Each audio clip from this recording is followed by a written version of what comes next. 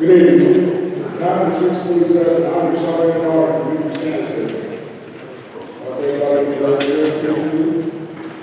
Welcome to our yearly 12-week conference. This time I'd like to call our chair, Mr. Sourwine.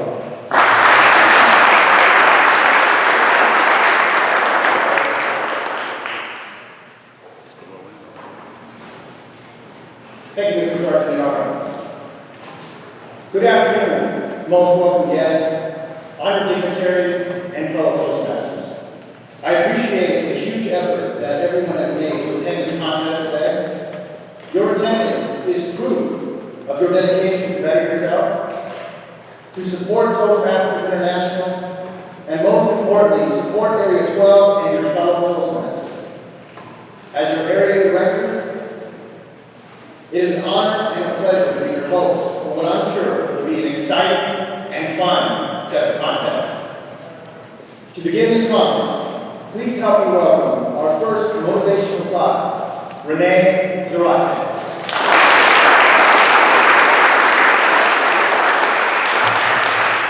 Thank you, Mr. Contest Chair. Honored dignitaries, fellow Toastmasters, most welcome guests. It's good to be here. I know last week I was bummed out because I partook in a speech contest and it didn't go too well, all that stuff.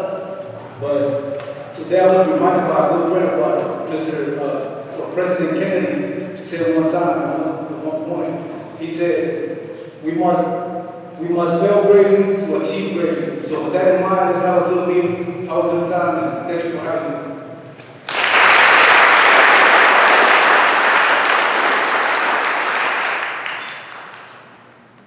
Thank you, Mr. Zarate, for that motivational thought.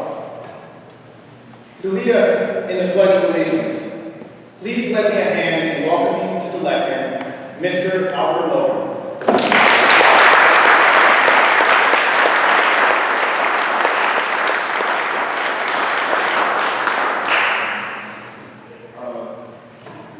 All rise and join in the pledge of allegiance.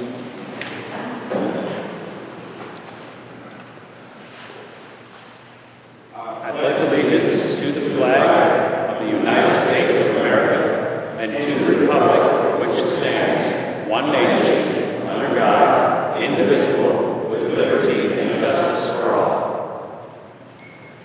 You may be seated.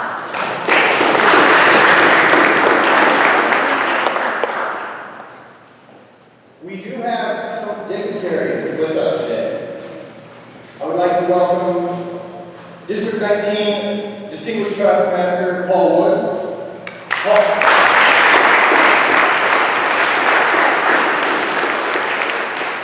Past International Director, Distinguished Toastmaster John Johansson.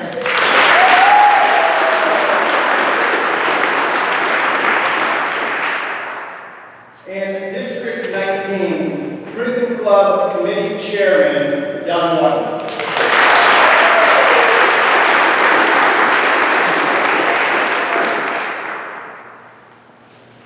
We also have some Toastmasters who are attending this conference today from the Ames Toastmasters Club and the Marshalltown Toastmasters Club. Would these Toastmasters please stand so we know who are?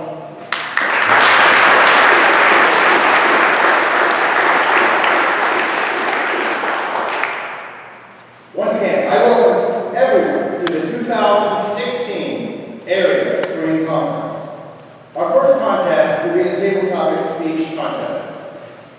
Before we start the contest, we will have a 10-minute break for pre-contest briefing of all contestants and contest staff. Okay, sorry for that long break. The briefings have been completed, but before we get this contest underway, let's welcome Susan Meacham to inspire us with a motivational thought.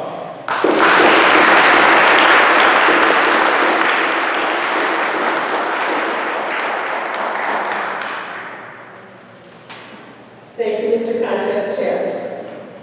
Good evening, fellow Toastmasters, dignitaries, and especially our guests, and especially our contestants.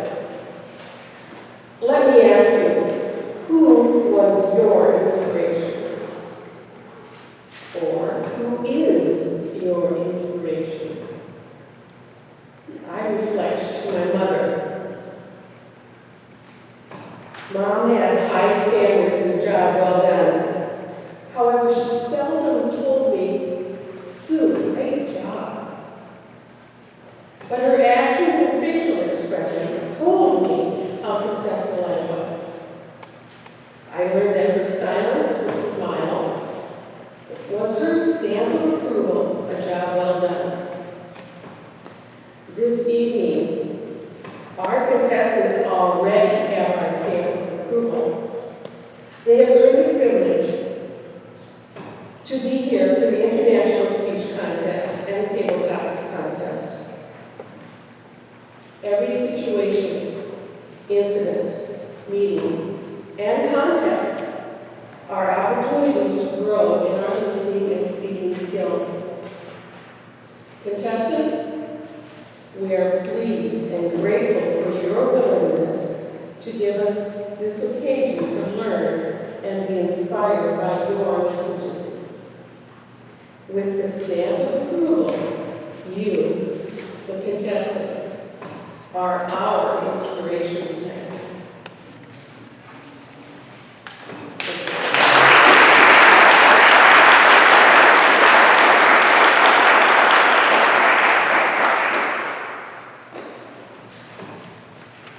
The first contest is the Table Topics Contest. Earlier, the contestants took part to determine their speaking order. I will give you the order of the Table Topic contestants now. Our first Table Topic contestant will be David Keegan. Our first Table Topic contestant will be Matthew Shavers. Our second Table Topic contestant will be Colleen Syverson. Our third Table Topic contestant will be Anthony Smith. Our fourth contestant will be David Keegan. And our final Table Topic contestant will be Teresa Lancaster. I'll repeat those names quickly. First speaker, Matthew Shavers. Second speaker, Colleen Syverson. Third speaker, Anthony Smith. Fourth, David Keegan. And fifth, Teresa Lancaster.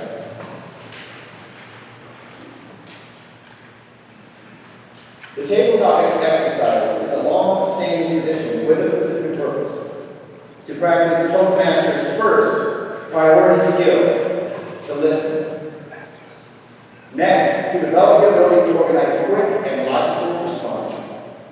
This exercise will improve one's confidence of their daily speaking interactions at home, at work, and at play.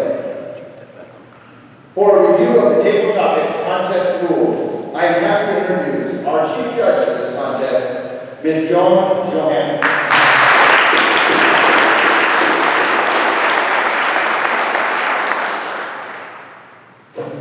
Mr. Contest Chair, fellow dignitaries, most welcome guests and fellow Toastmasters. As Chief Judge of this contest, I confirm we have equal representation of the clubs involved in this contest. Also, the judges, timers, and ballot counters have been briefed and are fully aware of their responsibilities.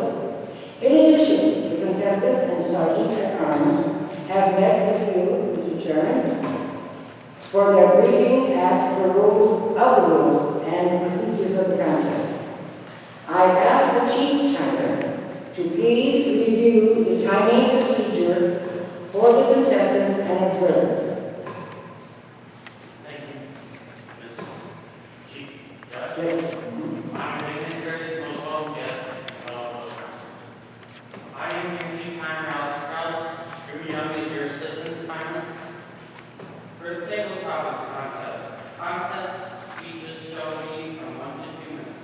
A contestant will be disqualified if the speech is less than 1 minute or more than 2 minutes and 30 seconds. A green signal will be displayed at 1 minute. The remaining for the 2 minutes and 30 seconds will be displayed for 30 seconds. The yellow signal will be displayed at 1 minute, 30 seconds, and remain displayed for 30 seconds. The red signal will be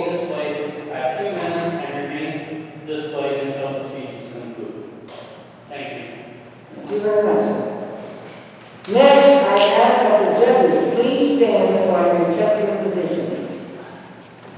Judges, please stand. All right, none of you are too close to anyone else. That's fine. Thank you. As Chief Judge, I remind all in this room, if it is necessary to leave, move to the exit door only during the 1 minute judging period. The Sergeant of Arms will allow re-entry during the subsequent 1 minute judging period. Additionally, there will be silence during that 1 minute to not disturb the judge's deliberation and completing their ballots. If anyone in here has electronic equipment as beeping or talking watches, cell phones, pagers, and please don't forget squealing hearing aids and also pacemakers. Please deactivate them now. There should be no disturbances during the contest. There will be no pictures taken during the contest. Pictures may be taken during the interview sessions following each contest and during the presentation of the winners' awards. To all people in the room, protests regarding a contestant's eligibility or speech originality are limited to the judges and contestants and shall be made to the contest chair, Mr. Sourwine, or to me, the Chief Judge, prior to the announcement of the winners. Are there any questions? Hearing none, Mr. Carter.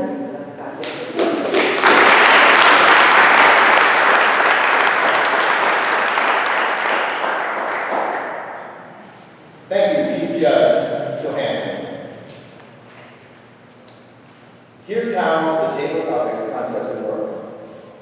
Assistant Sergeant at Arms Stevens, back over there, will escort all contestants across the hallway through that door over there to the ICM room. And Assistant Sergeant at Arms Robert Roche, here, will bring each contestant back individually at the appropriate time. Upon arriving back in the gym, each contestant will walk to where the Chief Sergeant at Arms will be standing, and that's Mr. Stanberry right there. He will stand for us. As the contestant arrives, they'll simply stand next to the Chief Sergeant at Arms. And once the contestant is standing next to Mr. Stanberry, I will introduce him and read the table topics question aloud. The contestant will then walk up the row toward the lectern. And as the contestant is approaching the lectern, I will once again read the table topics question and introduce the contestant. After that, I will leave the stage, at which time the contestant can begin their response. Are there any questions about the procedure for the table topics contest? Hearing none. Ladies and gentlemen, please sit back, relax, and enjoy the 2016 Area Spring Conference. Mr. Stevens, please escort all but the first contestant from the room over to the ICM. Contestant number 1, Mr. Schaefer, would you please go and stand next to Chief Sergeant at Arms Stanley.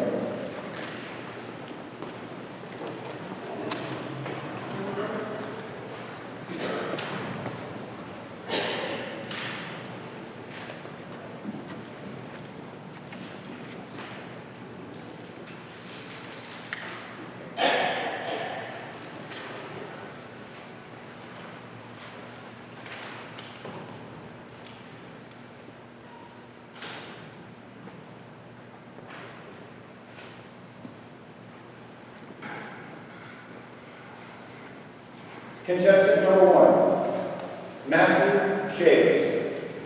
Winston Churchill stated, "Continuous effort, not strength or intelligence, is the key to unlocking our potentials." What are your thoughts about that?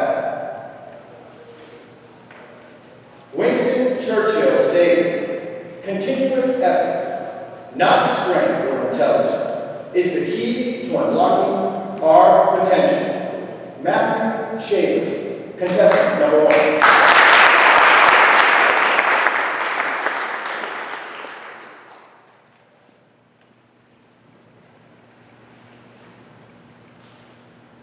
Winston Churchill, Thomas Edison, any of our great politicians and leaders. You think about failure. Edison said, I didn't fail in all the different ways to figure out how to make a light bulb. I just got all the ones that didn't work.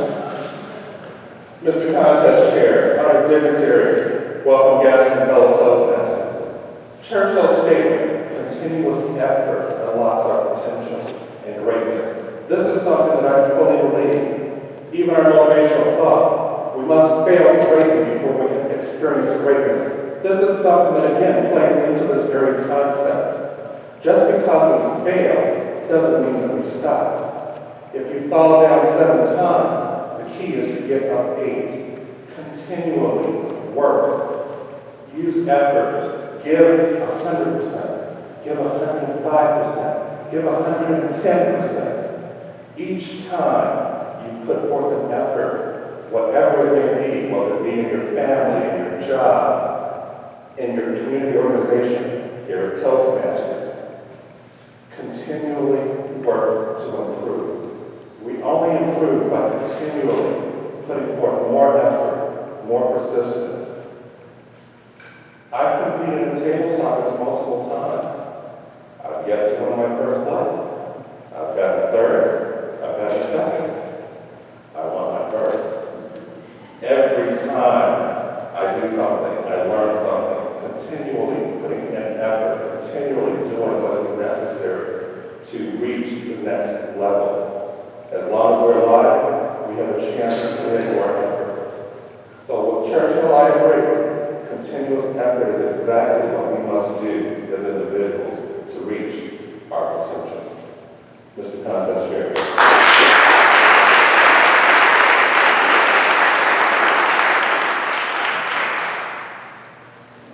Mr. Kiner, please put 1 minute on the stopwatch so our judges can complete their ballots.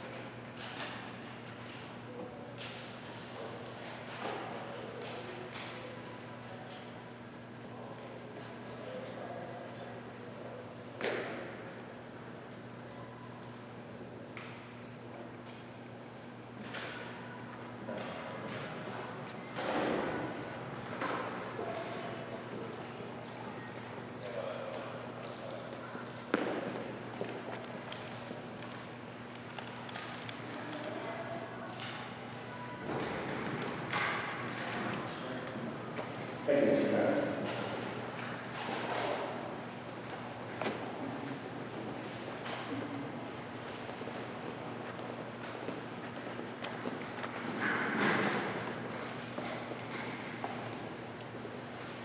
Contestant number 2, Colleen Siverson. Winston Churchill stated, continuous effort, not strength or intelligence, is the key to unlocking our potential. What are your thoughts about that? Winston Churchill stated, continuous effort, not strength or intelligence, is the key to unlocking our potential. What are your thoughts about that? Colleen Siverson, contestant.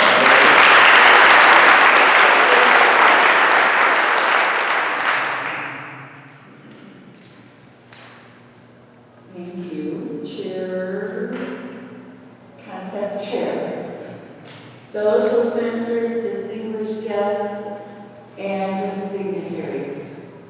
Winston Churchill, wow, what a man. Did a lot of great things. Had a British accent. We all love that. Continuous effort.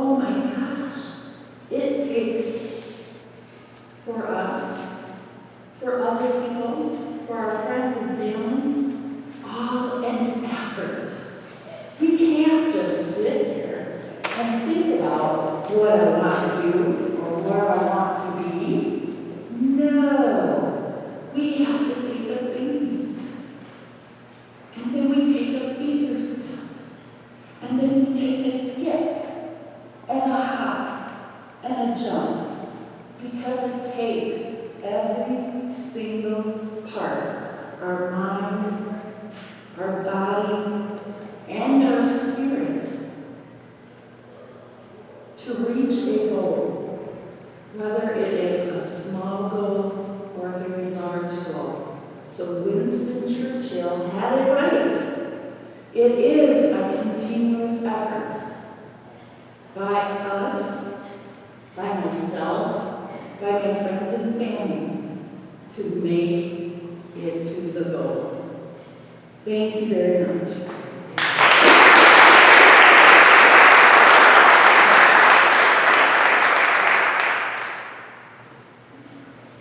Mr. Tucker, put another minute on the stopwatch so our judges can complete their rounds.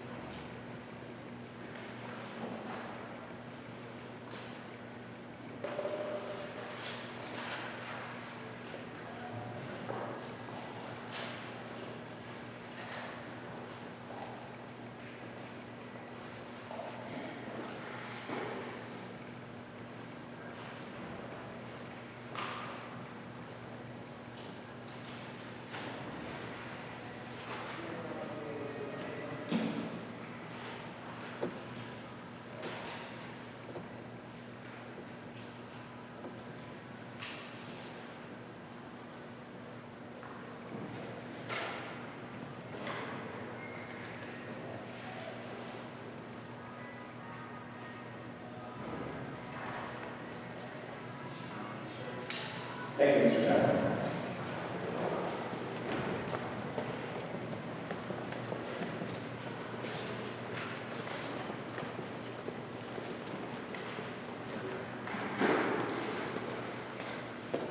Contestant number 3, Anthony Smith. Winston Churchill stated, "Continuous effort, not strength or intelligence, is the key to unlocking our potential." What are your thoughts about that?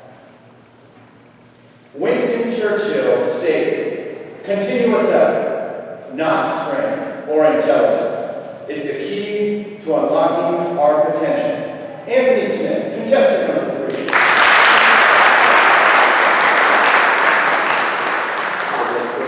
Honored dignitaries, fellow Toastmasters, and most welcome guests.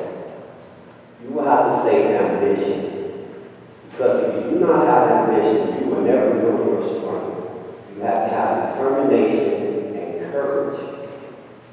These are some of the values that you build when you develop your strength.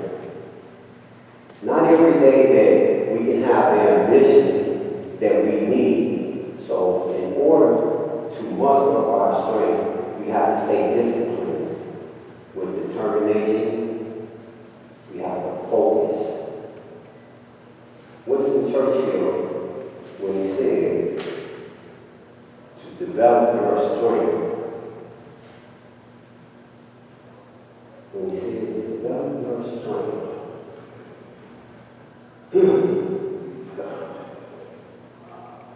sorry, Miss Terry.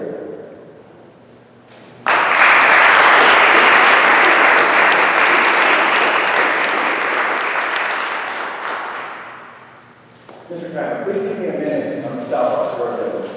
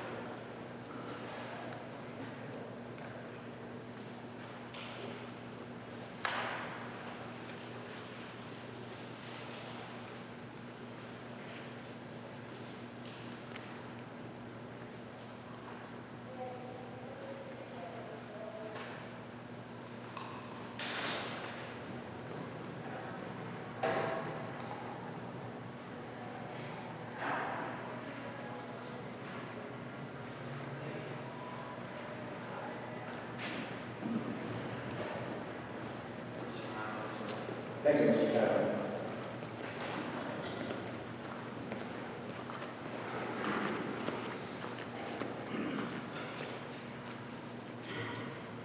Contestant number 4, David Keegan.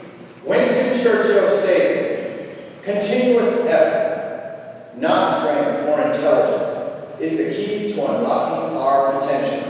What are your thoughts about that?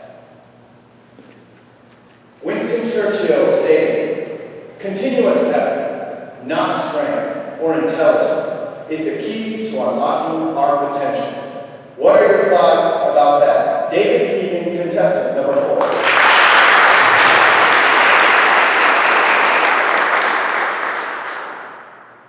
Most welcome guests, distinguished Toastmasters, and fellow Toastmasters. As to Winston Churchill's quote, that effort is essentially the most important thing, I agree. We can't all be the smartest. We can't all be the strongest. But how hard we try at something is completely 100% up to us. If our success in any endeavor comes down to how much effort we put into it, we can all succeed. And we will succeed if we're willing to put forth the amount of effort that is necessary to succeed. Toastmasters, for instance. Most of us who came here for the first time, how nervous were we when we came up here? Heart pumping, adrenaline, jitters. To overcome that is sure strength of will and belief in yourself. Mr. Churchill hit the nail right on the head. Hard work, determination is what wins battles. Not strength, not intelligence. Mr. Congress Chair.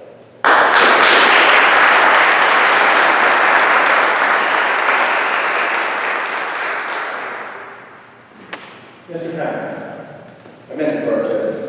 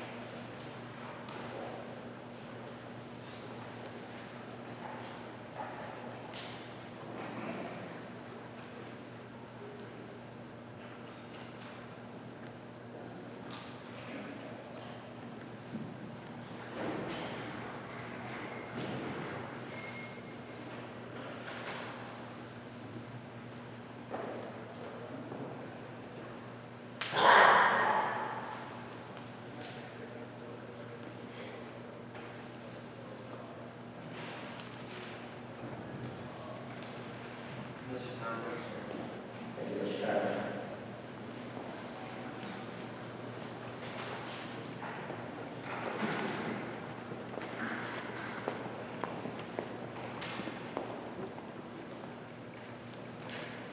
Contestant number 5.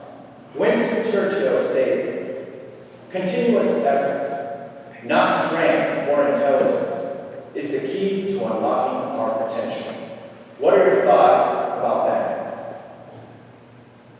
Winston Churchill stated, "Continuous effort, not strength or intelligence, is the key to unlocking our potential." What are your thoughts about that? Teresa Lancaster, contestant number 5.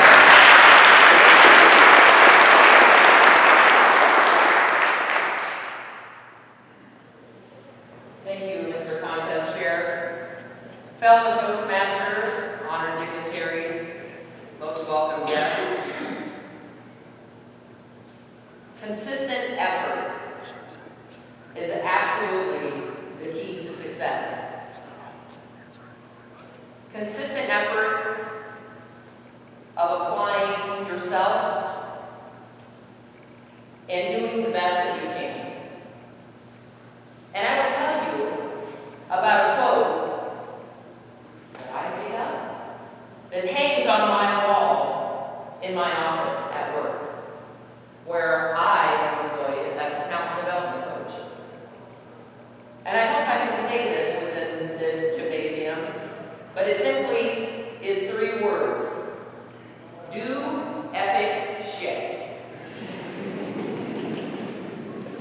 very important to me.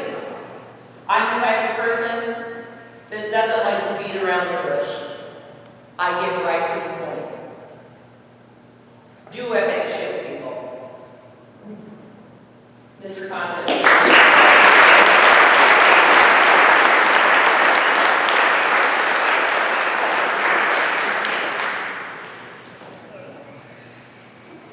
Time. Give me 1 more minute on the stopwatch for our judges to complete their ballots.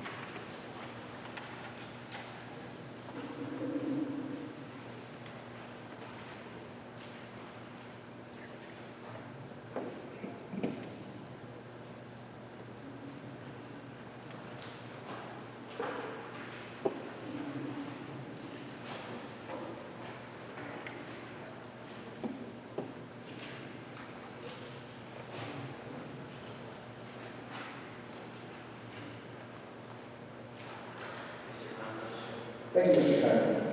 Judges, who have completed your ballots, please hold them up so our ballot counters can come by and collect them. Chief Judge Johansson, can you please inform me when you have all of the ballots and you have the time sheets from Chief Judge?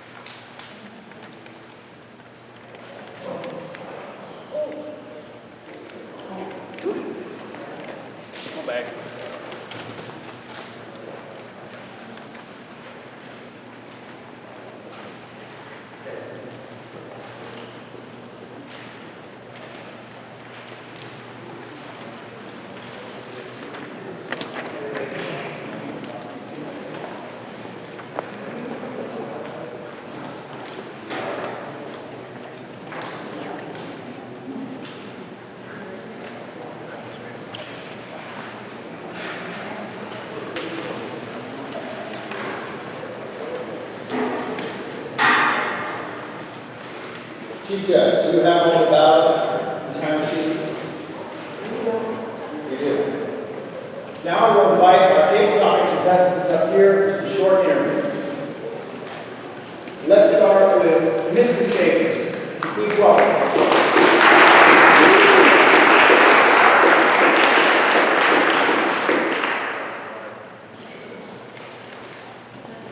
I see here under your interests and your hobbies that you like to travel. Would you please tell the audience about your most recent travel experience? Mr. Contest Chair, my most recent travel experience started from Monday evening at 10:40 or 9:40. Left Minneapolis Airport, flying out to Portland, Oregon.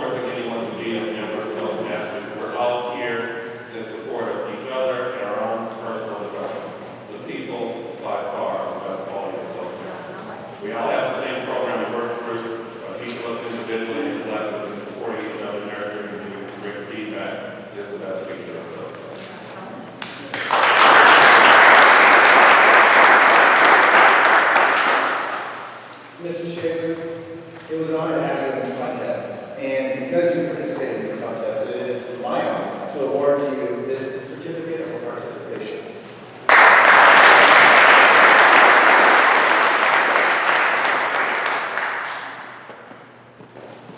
Our next contestant may have been last in order of contestants, but we'll call her up second for interviews. Miss Lancaster, would you please come up here?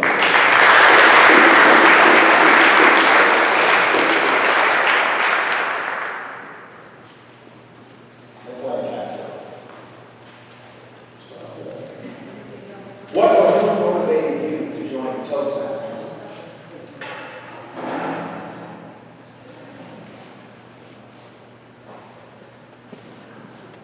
I am part of a group, an organization called Live Your Legend. It was started by a gentleman named Scott Dinsmore.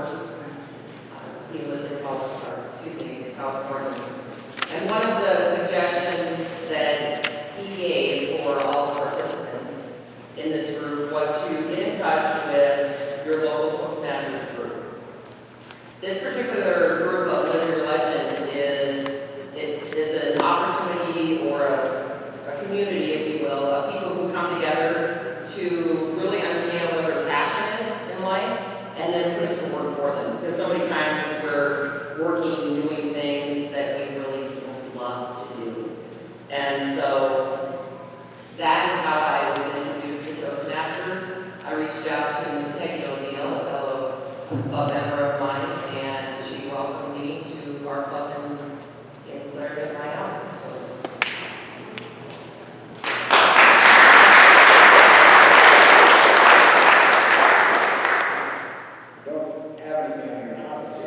So I'll let you pick whatever you'd like. Could you tell us about one of your hobbies?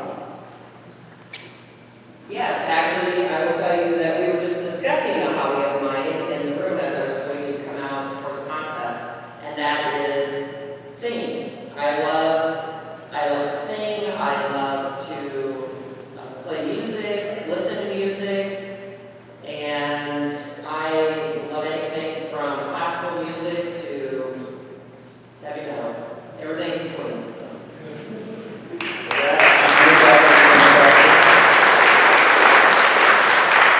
Once again, it is my honor to award to Ms. Lancaster this certificate of participation.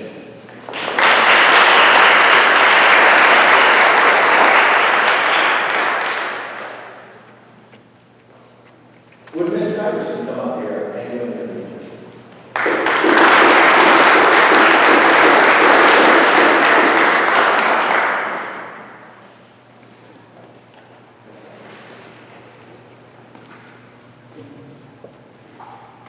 What are your long-term goals regarding Toastmasters? I haven't thought about my long-term goals at Toastmasters, other than I joined Toastmasters to improve my professional development. I work with newly graduated nurses who come to our organization, and through a 12-month program, help them transition from academics to I'm a real nurse taking care of a real patient all by myself today. And I'm able to be able to articulate and be well spoken for them, and also just like table talkers, quick on the draw because you never know where they're going to shoot from. And my goal would maybe be an international speech someday. That would be the goal.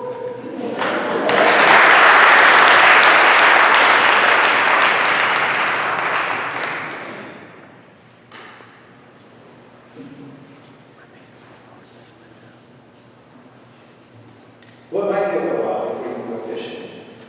But what are some of the places that you like to fish at? Is it just here in Iowa, or do you go fishing in other states? I have been fishing mainly in Iowa. I don't go to Michigan to get the big sturgeons. I was given the gift of patience by my dad when we went fishing in northeast Iowa.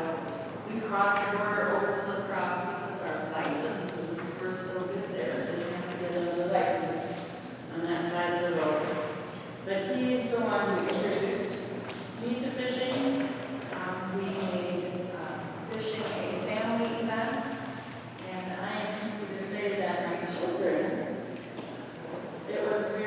heartwarming to hear them say, I'm going to go get my fishing license once they left my house, and they take their families fishing. So I'm passing something down to my family with the gift from my father of fishing.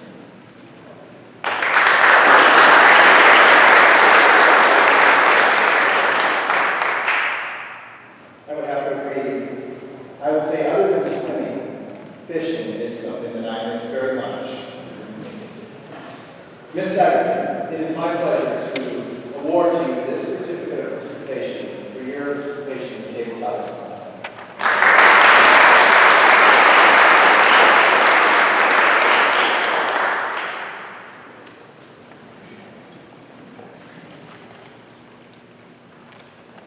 Please welcome Anthony Smith, our next contestant.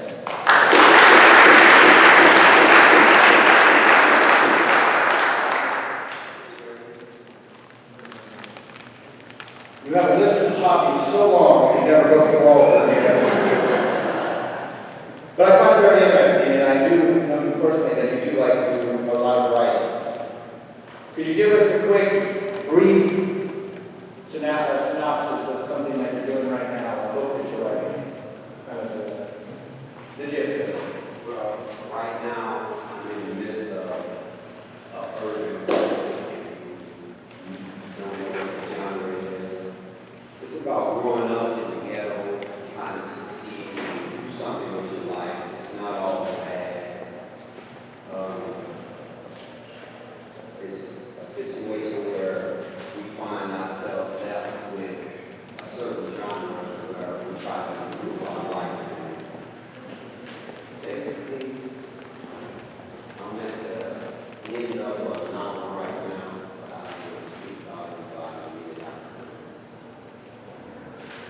Sounds like an interesting story.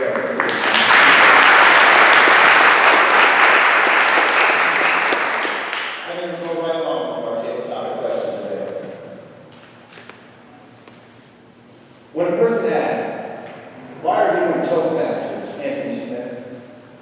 What is your reply to these people? Not in this movie, that's for sure.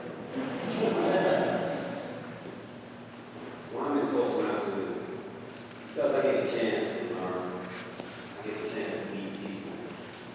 Also, I get a chance to teach people those things that I have learned that I can teach to someone else, and they can teach someone else, and they can teach someone else, and they can teach someone else.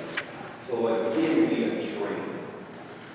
When you learn something, it's not just for your ability, it's for someone else too. It's just like raising a kid. When you learn things, you teach that kid to do this, do that, and hopefully that kid will turn out to be a good kid. And unfortunately, it happens all the time, but we try our best.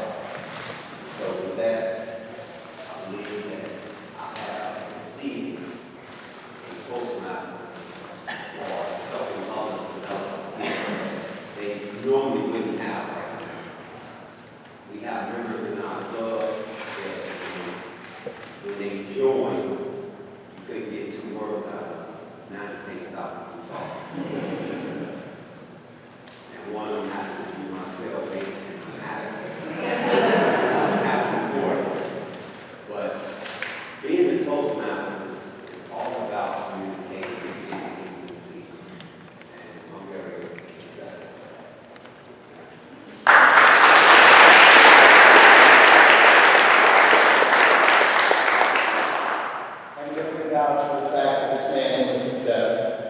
He is the president of the Changing of Toastmasters Club here.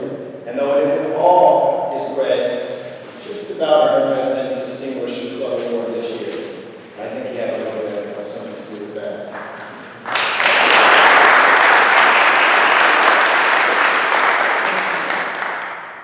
For coming here today and participating in the table topics contest, it is an honor to award you with the certificate of participation.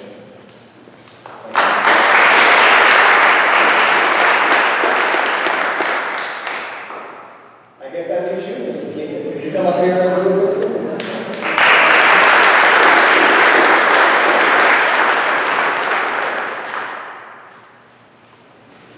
I was reading your hobbies here, and something stuck out to me, so I thought I would ask you, You wrote, I like green Jolly Ranchers. Could you please expand on that? Well, I'm gonna be honest, this is Sourwine, I was kind of being fun, I put that on there, so.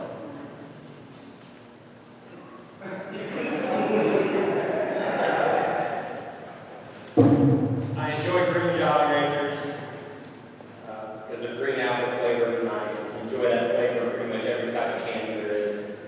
When I get Jolly Ranchers, and my friends say vouch for this, I pick out all the green ones, and I pretty much give the rest of them away. So, I'm just very I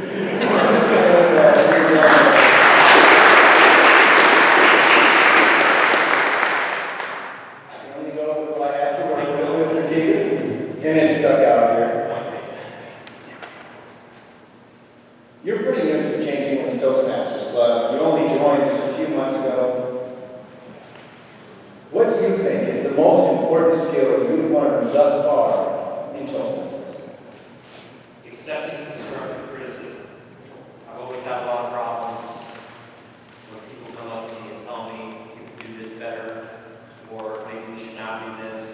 I always took it as a personal attack, even when it came from my friends and my coworkers. And one thing Toastmasters has taught me is that sometimes when an individual comes up to you and offers advice, it's because they're actually trying to help you and not trying to tear you down.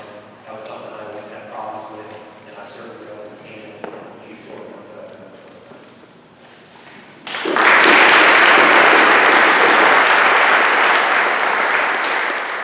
For being such a new member, it shows no small amount of courage to come here and participate in an area level contest. So it is my pleasure to award to you a certificate of participation, Mr. Keegan.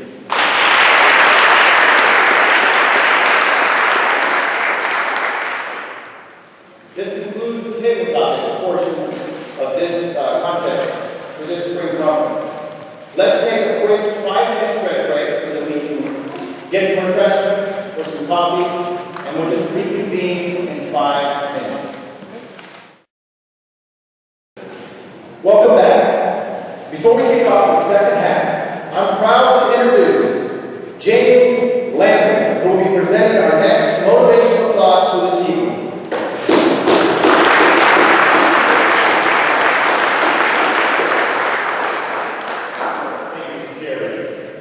It seems like no matter where I go, and I see honored dignitaries, fellow Toastmasters, and most welcome guests, that I want to give them something that they can remember, something that they will take with them, that will give them a positive feeling, something that will motivate them to continue on whatever journey they choose.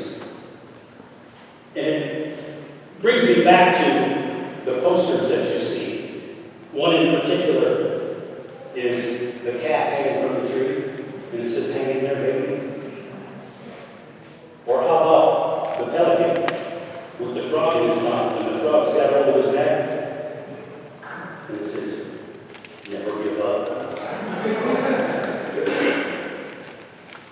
I can tell you everything that you ever wanted to know and try to motivate you.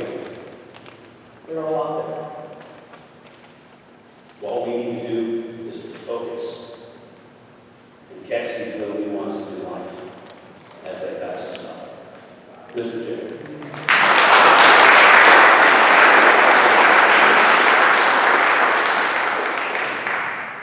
Thank you, Mr. Manning, for that motivational thought. Ladies and gentlemen, we are now ready for the International Speech Contest. For this contest, all contestants can remain in the room. Earlier, the contestants drew cards to determine their speaking order. The order of the contestants for this contest will be Speaker number 1, John Estes. Speaker number 2, Corey Arms. Speaker number 3, David Keating. And speaker number 4, Teresa Lancaster. I'll repeat those names quickly. Speaker number 1, John Estes. Speaker number 2, Corey Harms. Number 3, David Keating. And number 4, Teresa Lancaster. In regards to the International Speech Contest, a truly dedicated Toastmaster will strive to hone their speaking skills. Competition makes everyone better. They will work to be the best, with increased innovation, originality, and precise speaking. It's a great deal of pressure to struggle for success, but in the end, they have gained so much more. For a review of the rules of the International Speech Contest, please once again welcome our Chief Judge, Ms. Johansson.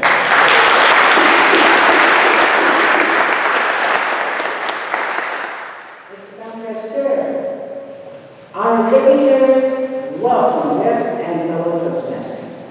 Again, as Chief Judge of this contest, I confirm that we have equal judging representation for the clubs involved in this contest. Also, the judges' times and ballot times have been used and are fully aware of their responsibilities. In addition, the contestants and sergeant at arms have met with you, the contest chair, for their briefing of the rules and procedures of this contest. I ask the Chief Judge to please review the timing procedures of the contestants as of the observed and record the final check. Yes, Mr. Chief Judge, honored dignitaries, most welcome guests, and fellow Toastmasters. The international speech shall be between 5 and 7 minutes. A contestant will be disqualified if the speech is less than 4 minutes, 30 seconds, or more than 7 minutes, 30 seconds.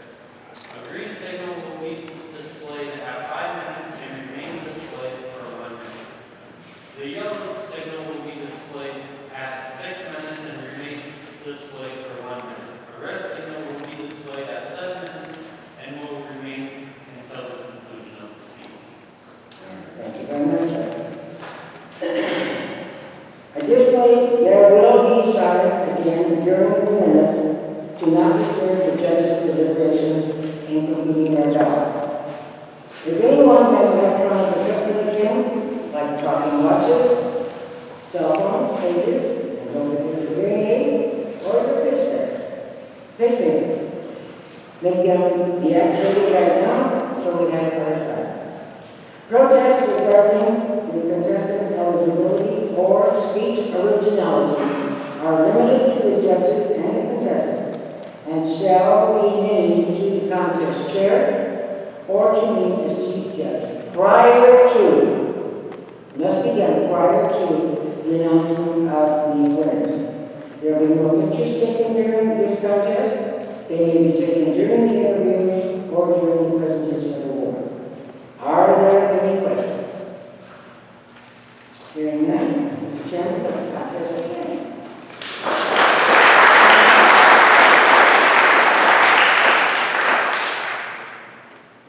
Thank you, Chief Judge Johansson. Are there any questions before we begin this contest? Hearing none, let's have this contest begin. Contestant number 1, John Estes. The open door. The open door, John Estes.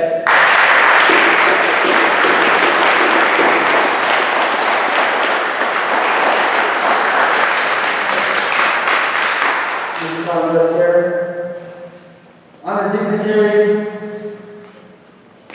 most welcome guests, and fellow Toastmasters. Alexander Graham Bell said that when one door closes, another door opens. But that often we stare so long, so regretfully upon the closed door that we don't recognize the new open door. I believe these doors take many forms in our life, and I'm here tonight to talk about it. Door number 1, decision making.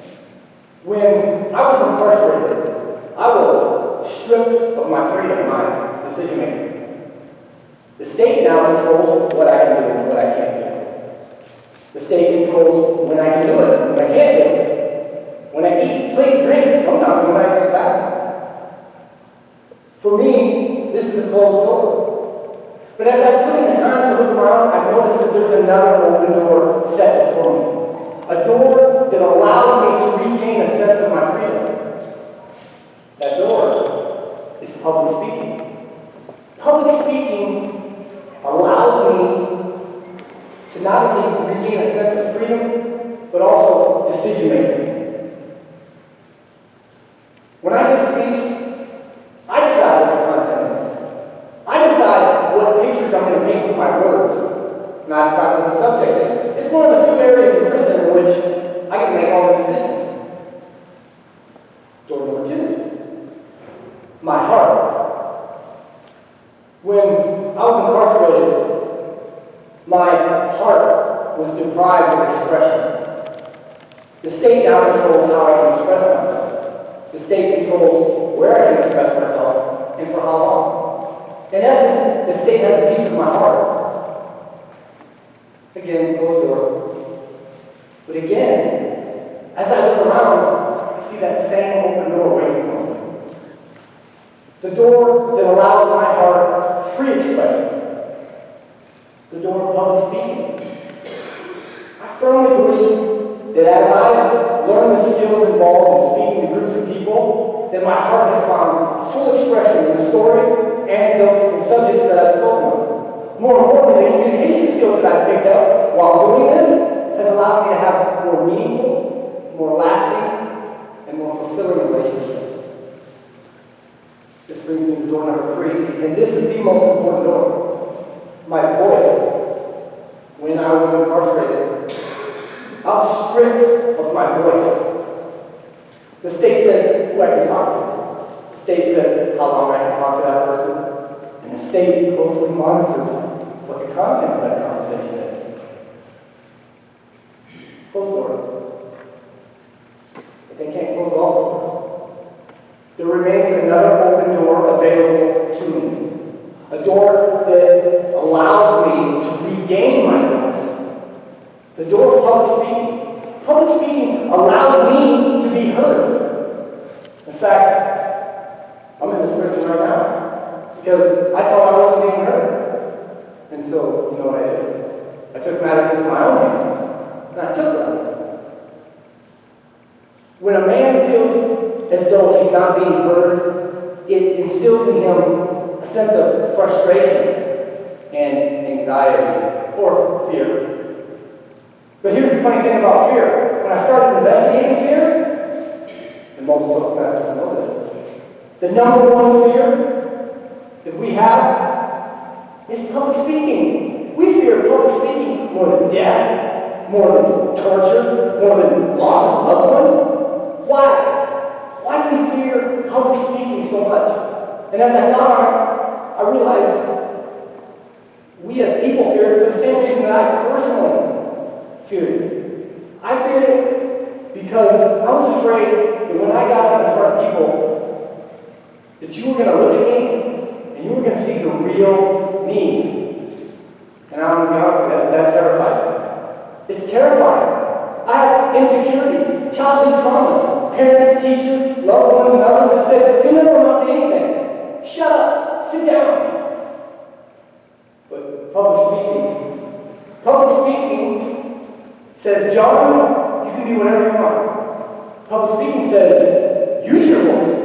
Public speaking says, "Stand up." So before I close, I acknowledge that, yes, there are those out there who say that I'm worthless, but I say I have value. There are those that say, I don't deserve a voice.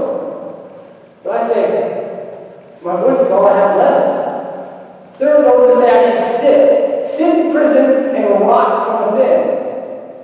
But I choose to stand here as a man. My friends, if I can call you, I am more than my victims and the crimes which I have committed. I'm your neighbor, your son, your brother. But I know I must prove it. I must use this time here now to my advantage. I must use these skills to my advantage. I must use this chance at new life to my advantage. Because incarceration It strips me of my decision-making, my heart, and my voice. But this piece of dusty slanted wood, when I take it, I take back my life. I take back my decision-making. I take back my voice and my heart. Why? Because when a man speaks, he reveals himself. When we speak, our hearts are laid bare. As I speak here now, I know that you hear me. You see me. All the feelings of childhood inadequacies instilled by so-called friends are gone. All the feelings of low self-esteem instilled by a father who didn't care enough to be there or even listen to me, it's obliterated. When I am here, I have finally heard. So I want to encourage you, everyone here, that I think you too can be something better. You too can take back your voice. You too can be heard. Mr. Conference Judge.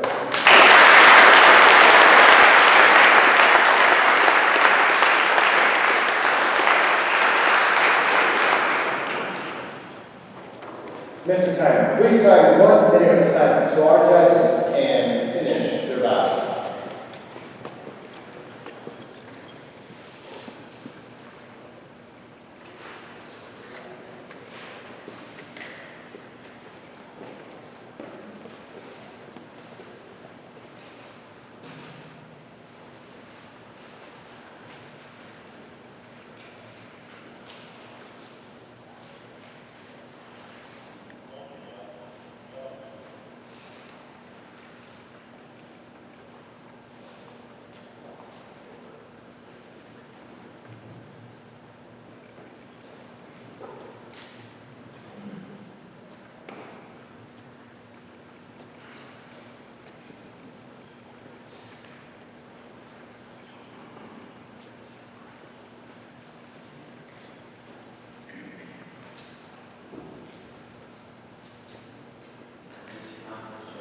Thank you, Mr. Timer. Contestant number 2, Corey Harms.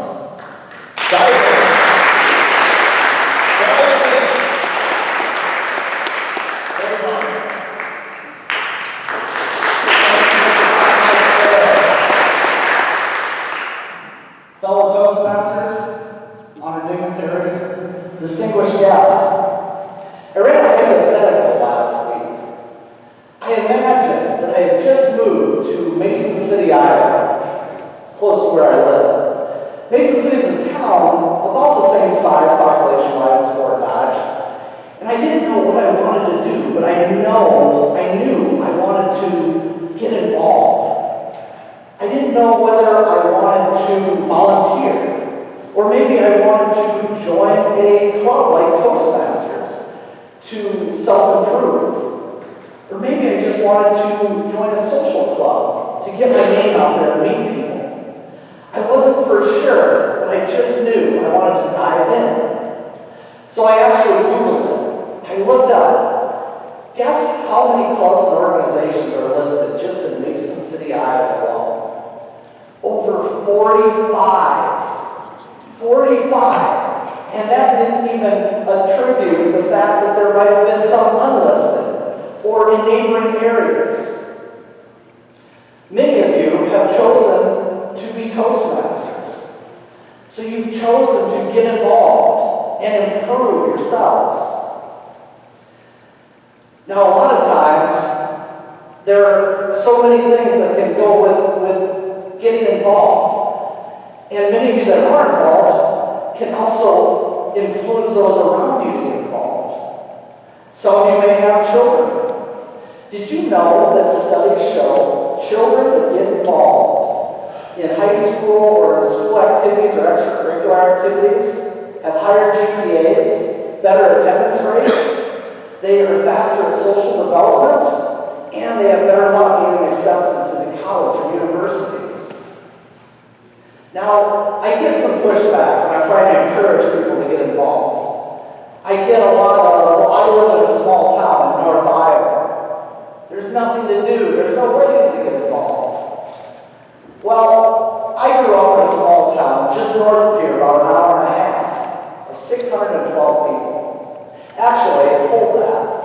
grew up outside of a town, an hour and a half away, 612 people. I guess there wasn't a whole lot to do growing up, other than Cub Scouts, sports, theater, part-time job, church group. Anywhere in the world you can get involved. That just cannot be an excuse. Actually, even in the facilities, there's opportunities to get involved. A place like this, or in the towns or the communities. Now also, getting involved, believe it or not, can benefit. Can benefit grown-ups, can benefit middle-aged retirees. Studies actually show that getting involved can help to curb diseases such as dementia. It has the possibility of improving brain functions or thinking skills, and we all know it can stimulate creativity. I've been very fortunate of being involved throughout my life, from growing up in that small town to today, where I get to be involved in the Shibboleth Toastmasters, or the Clear Lake JCs, another organization in the community. It's a passion of mine, but it doesn't have to be something where you have to jump in all the time. Another excuse, my second excuse I hear all the time, is I just don't have time to get involved. I broke it down for you. So out of a week, there are 168 hours. I gave 56 hours, which is being generous, of sleep. That leaves 112 hours in a day to live life. If you decide to get involved or get others around you involved, that could consist of maybe 1 to 3 hours. 1 to 3 hours out of 112 after sleeping. You guys, we can do this. We can get more involved. If we're involved, we can encourage others around us to get involved. Let's do that. Let's dive in. Let's reach out. Let's be the best of our ability. Mr. Contest Chair.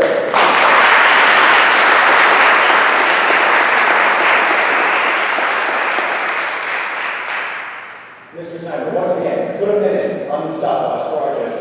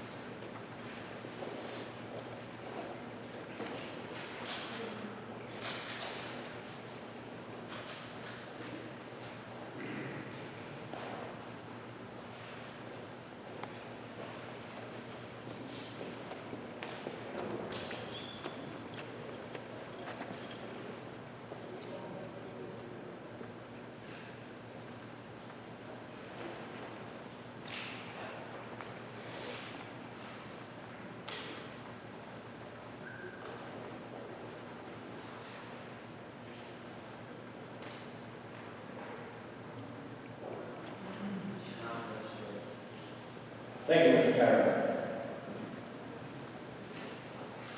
Contestant number 3, David Keegan. What's your secret? What's your secret? David Keegan.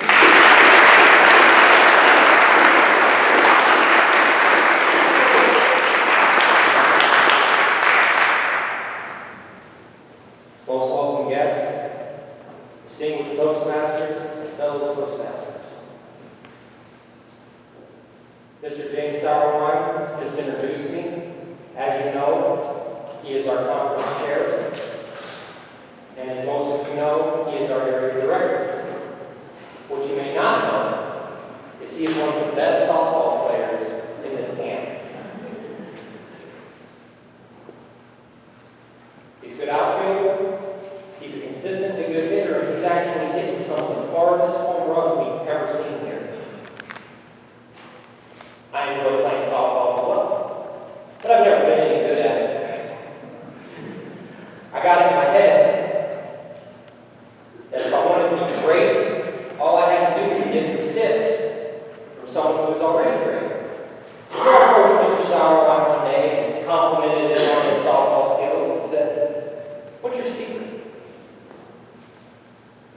started in on a long speech about all the time he spent in the batting cages as a kid. Workouts, conditioning, it sounded exhausting.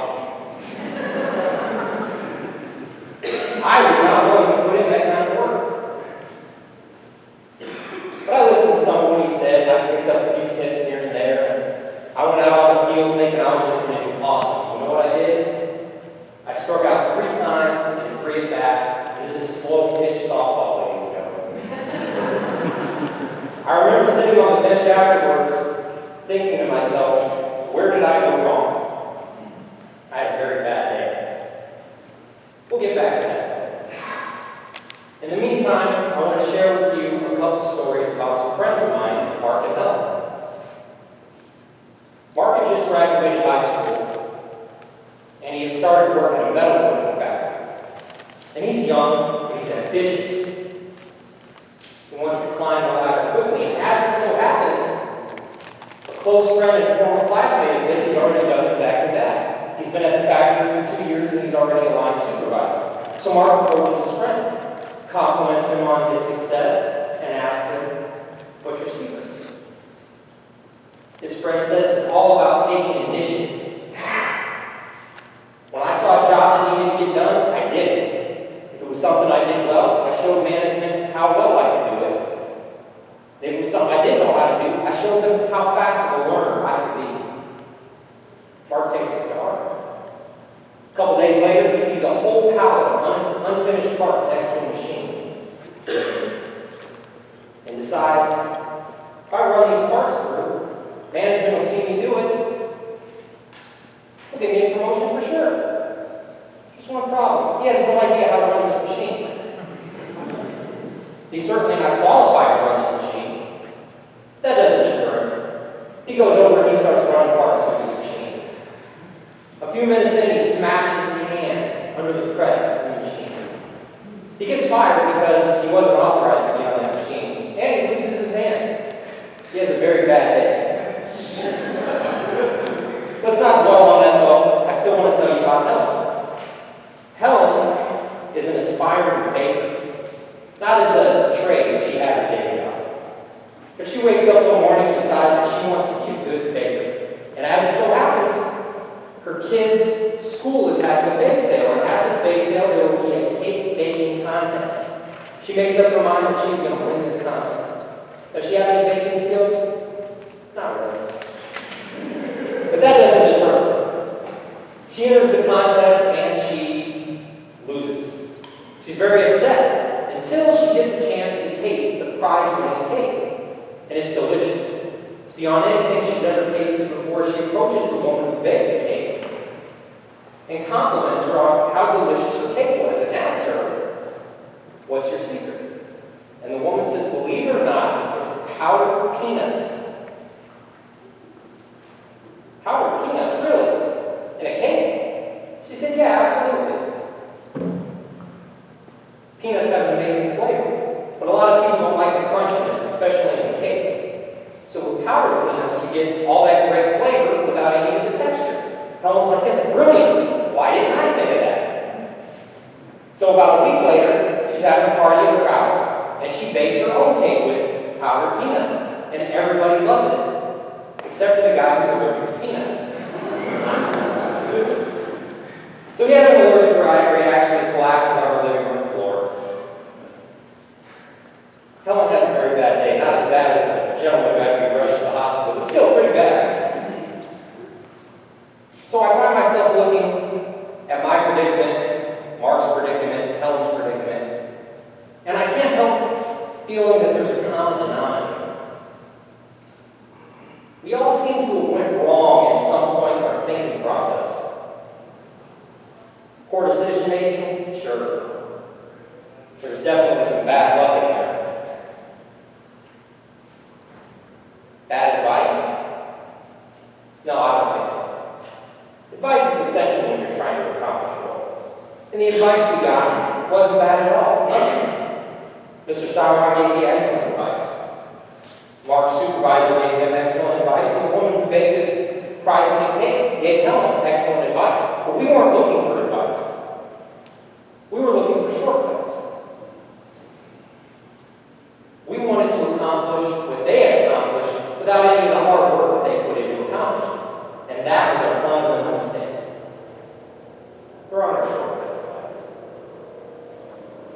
any goal that you want to achieve, any endeavor that you want to complete, you have to be willing to put in the hard work to complete it. And we weren't willing to do that, and we paid the price. That is the moral of these stories, and that is the message of my speech today. I hope you enjoyed listening to it as much as I enjoyed speaking it to you. I will now turn the lecture over to our softball aficionado, Mr. James Sourwine.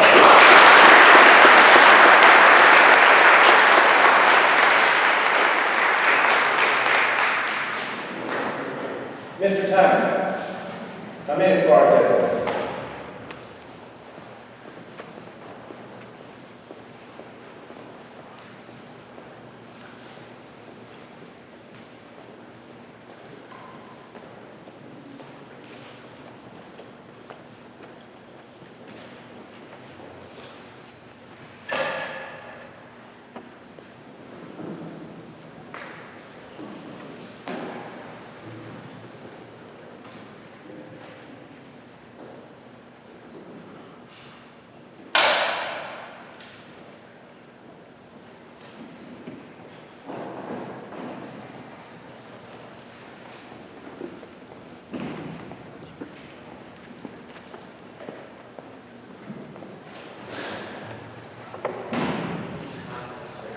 Thank you, Mr. Timon.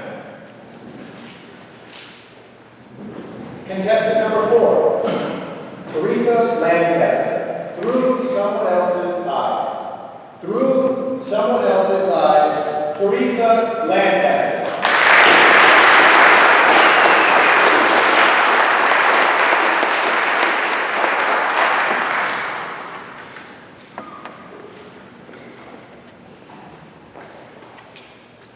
With today's society idolizing a flawless look, it's very difficult for each and every one of us to embrace our own physical flaws. Mr. Contest Chair, fellow Toastmasters, honored dignitaries, and most welcome guests. This evening I'd like to tell you the tale of the day that I realized a physical flaw of my own. This happened to be a flaw that was constantly getting in my way. And here's the ironic thing. It was right in front of my face. But I couldn't even see it. For as long as I can remember, people have thought I was upset. Are you okay? Is everything all right? These were questions I received all the time. I could be in the best mood, and someone was bound to say, which brings us to the day of the flaw realization, which was not unlike any other day after work. I jumped into my car, turned on my radio, and headed out for my 45-minute commute. While belting out some random love song, I glanced into the rearview mirror, and what I saw looking back at me was an expression that I had seen many, many times before. In horror movies, what I had passed off as 2 faint lines suddenly appeared as caverns of anger. I positioned the mirror to see the remainder of my face.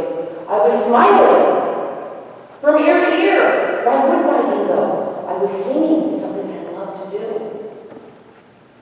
Repositioning the mirror again, there was the expression glaring back at me. I quickly turned off my radio and sat quietly for the remainder of my commute.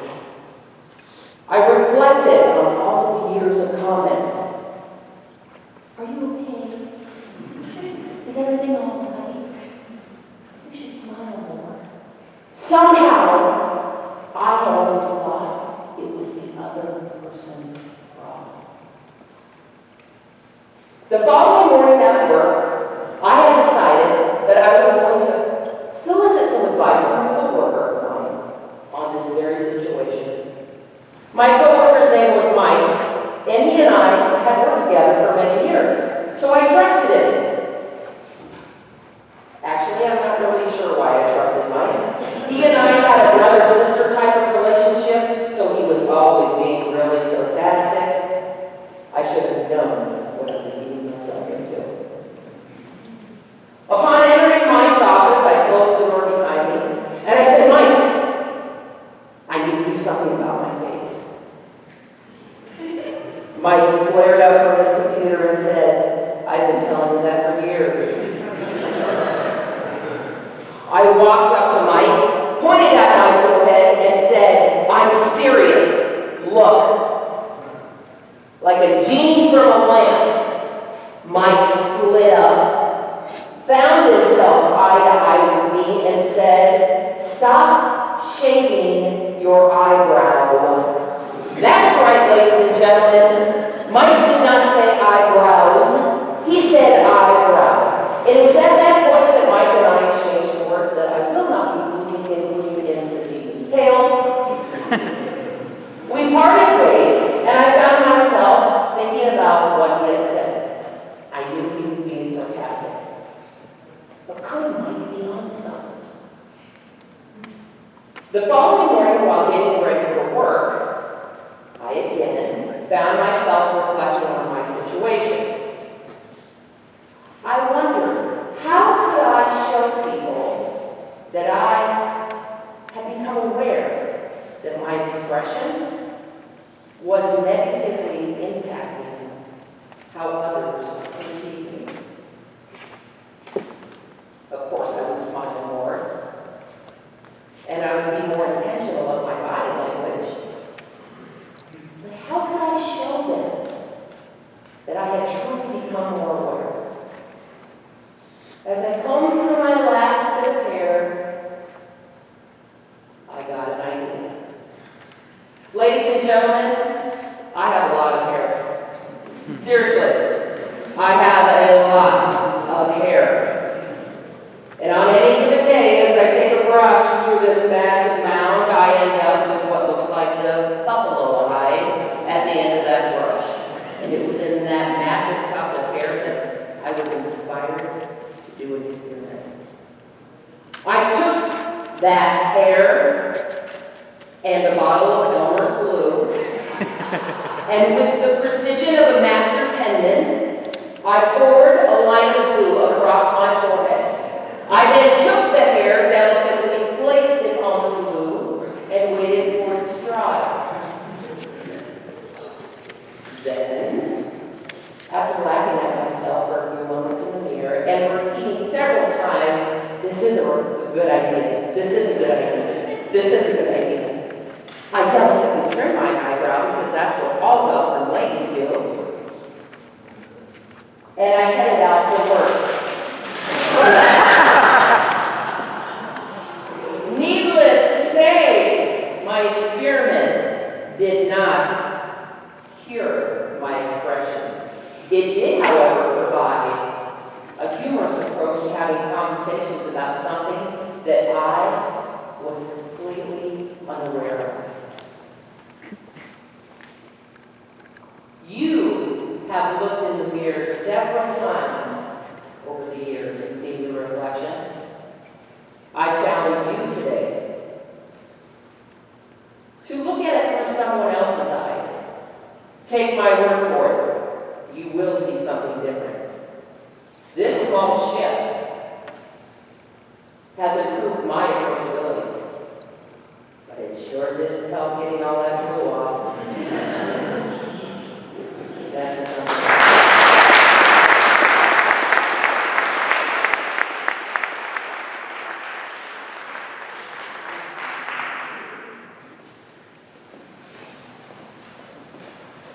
Mr. Timer, one last time, would you please put a minute on the clock for our judges to finish up their ballots?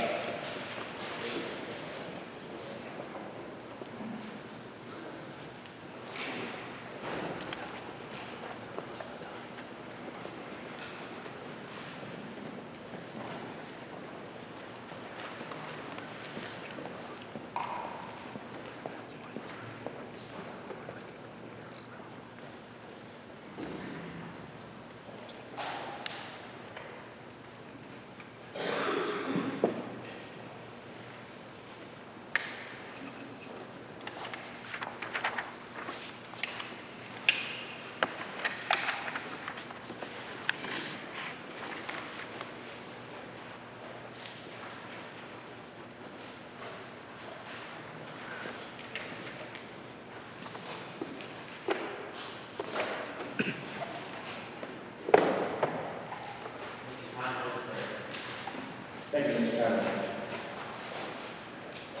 Judges, once again, when you have completed your ballots for this contest, please hold them up so our ballot counters know that you're finished.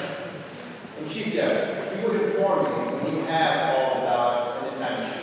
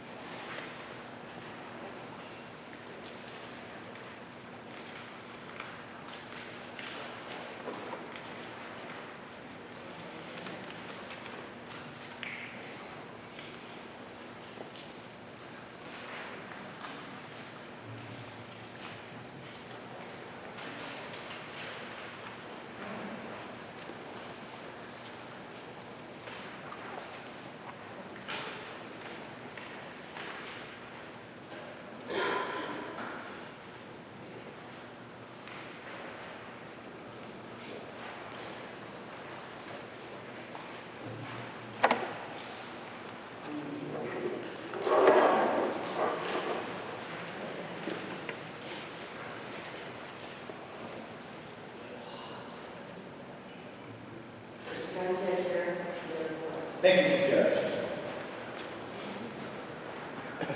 While we wait for the ballots to be tallied, I will call up our national speech contestants. Let's start with Teresa Lancaster. You come up here for us.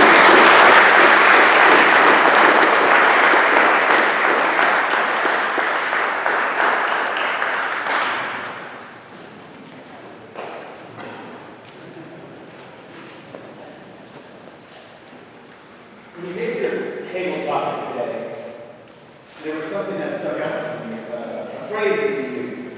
I can't repeat it here, but you said to do things that are epic. What is something epic that you have done that has left a lasting impression? I would have to say, I can say something really easy and quick like skydiving, which I did one time. I don't know that I would do it again, but I did go skydiving. That's a quick and easy answer. But You have it one more time. What if there's something epic that you would like to do? if you don't mind, I'd like to say that speaking of something that's epic for me, is this experience tonight. I have to tell you, I am absolutely blown away right now. Not only by the attendance that's in this room, but by the showcase that we've seen tonight of these speakers. I'm sitting with my guests and we're talking about how impressed we are. I didn't know what to expect coming here tonight, but I feel very welcome. And I feel like I am standing in front of people who have been speaking for years. It is absolutely fantastic. This is epic. I won't say it again. This in itself, for me, is epic. Is an epic moment.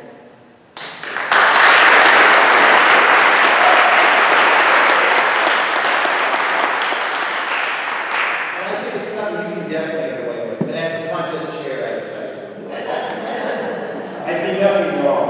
In fact, I like it very much. Ms. Lancaster, you completed both of our contests today. So once again, it's my pleasure to award to you certificate of participation in the International Speech Contest.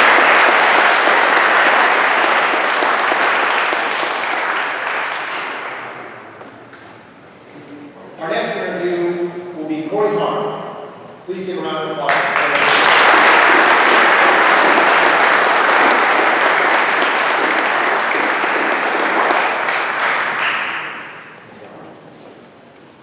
This is always always kind of a hard question, but I was reminded by our first motivational thought that we had this evening.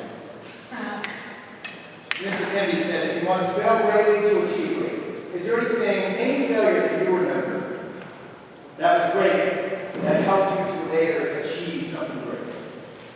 Boy, Epic failure.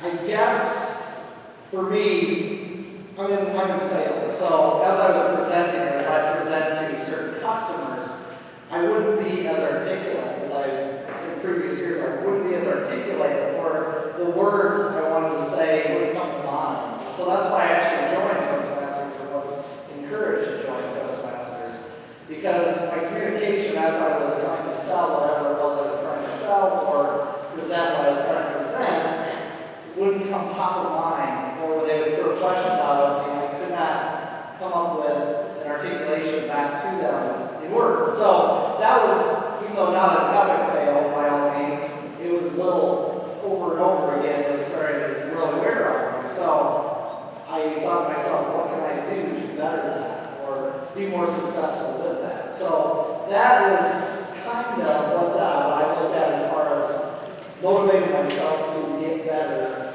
to small failures, I guess.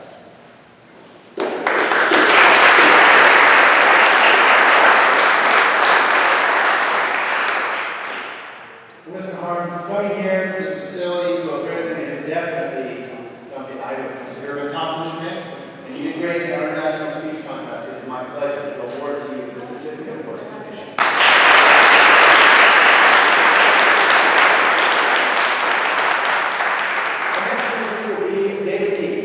Up here, David Keaton.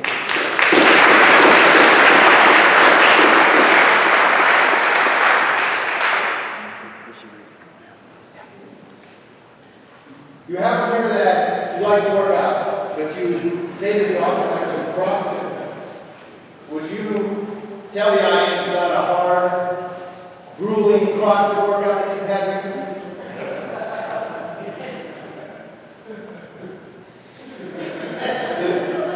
Last Friday, we came in to do CrossFit. We do it Monday through Thursday here in the gym.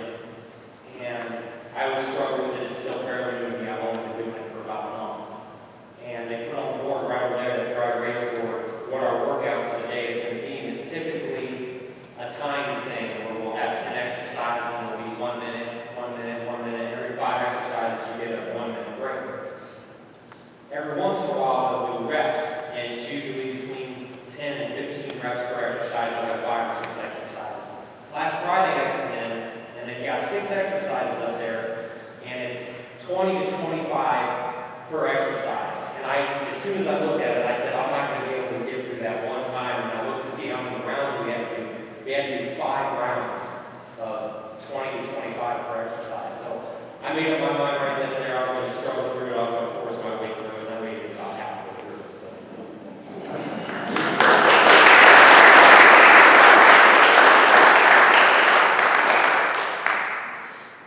Well, like Ms. Lancaster, you are an overachiever. You won both of our contests today, and I'm proud to award to you a certificate of participation for the International Speech.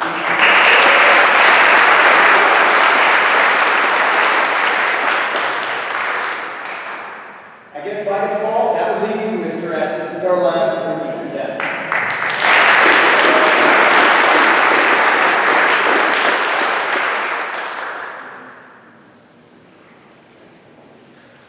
I know you have a lot of vision. You always talk about a lot of different things that you would like to do.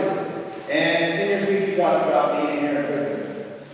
What is a couple of big accomplishments that you would like to make while you're here before you leave? Most definitely, I'm involved in the ministry here of faith studies, and our focus is Jesus Christ. And if I could do one thing, and that's impact one person in here for Jesus Christ, that's easy. Thank you.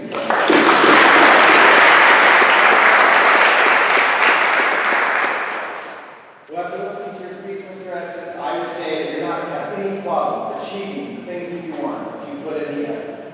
And I'm proud to award to you a certificate of participation for the International Speech Contest.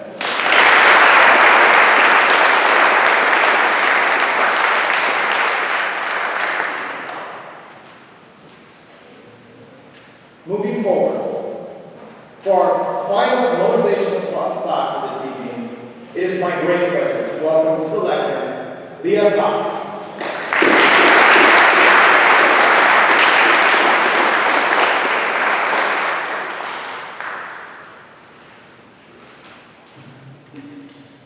Contest Chair, fellow Toastmasters, friends. In planning for today, I searched and researched what I wanted to say, and Joe told me to keep it to a minute. If y'all know me, that ain't gonna happen. The name of our Toast Club was Changing Winds. That's for a few thoughts. Simple. You know, we're Toastmasters, we've got to do that. Einstein said, the world as we have created it is a process of thinking. It cannot be changed without changing our thinking. I think that goes for all of us here. This brought me to my own life, of course, growing older because I absolutely refuse to grow up. My marriage, children, divorce, careers, just to name a few. You've all gone through a lot of those. I can't say whether things will get better if we change them. What I can say is we must change them if we are to get better. We as a society and individually rarely like change, but it's going to happen whether we let it or not. We're changing the world one thought at a time, one deed, and hopefully for the betterment of all. One last quote from Gandhi: be the change you wish to see in the world. Okay, I've got one more. Change is inevitable, except for a vending machine.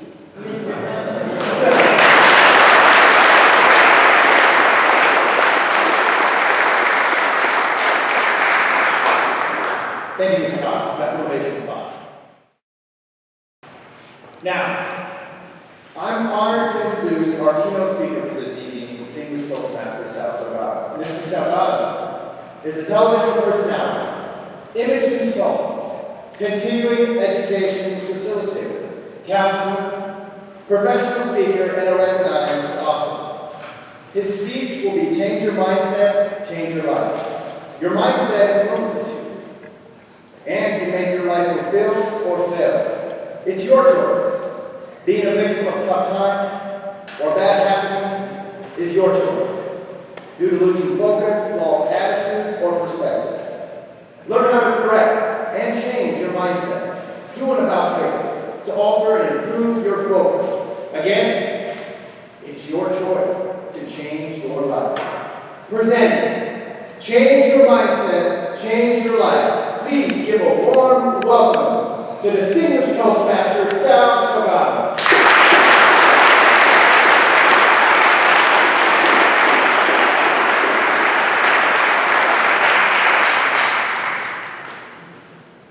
Wow, this speech is good.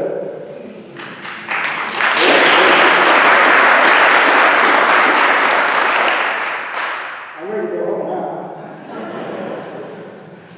Just a Toastmaster. Yes. Distinguished Toastmaster. Yes.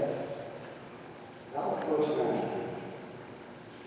Change your mindset, change your life. What's that?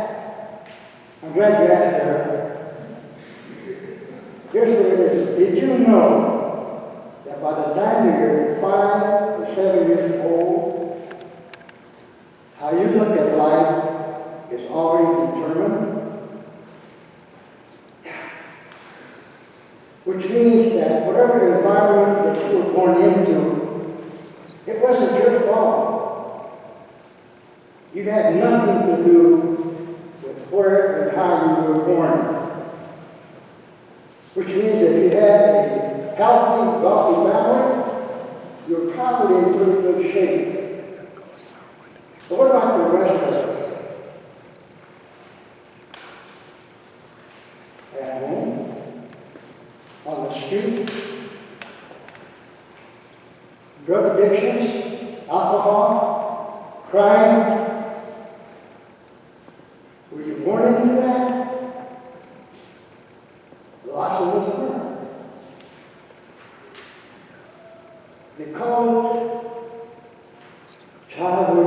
friends. And it's with you, usually, always, the rest of your life. Which means that the way you look at the world, if you were fortunate enough to be born in a healthy environment, the world's going to look good. But what is it worth? It's like trying to look at life with a pair of dirty glasses. You cannot see. Is it your fault? No. Are you stuck with it? No. Because there are things that you can do. In my particular case, my mother and father were 17 years old. They moved from Mexico to Iowa. Mexico was in a state of revolution. The government was corrupt. There were bands or gangs running all over the country, raiding villages, taking the women, burning houses. That's where my father and mother came from. But they heard about Iowa. They heard that in a little town outside of Des Moines called Valley Junction. It was a valley, it was a railroad junction. And one of the railroads I ran through was the Rock Island Line. Has anybody heard of the Rock Island Line? Okay. That's where my father went to work. 17 years old. My mother was 17. That's off the run. Picture this.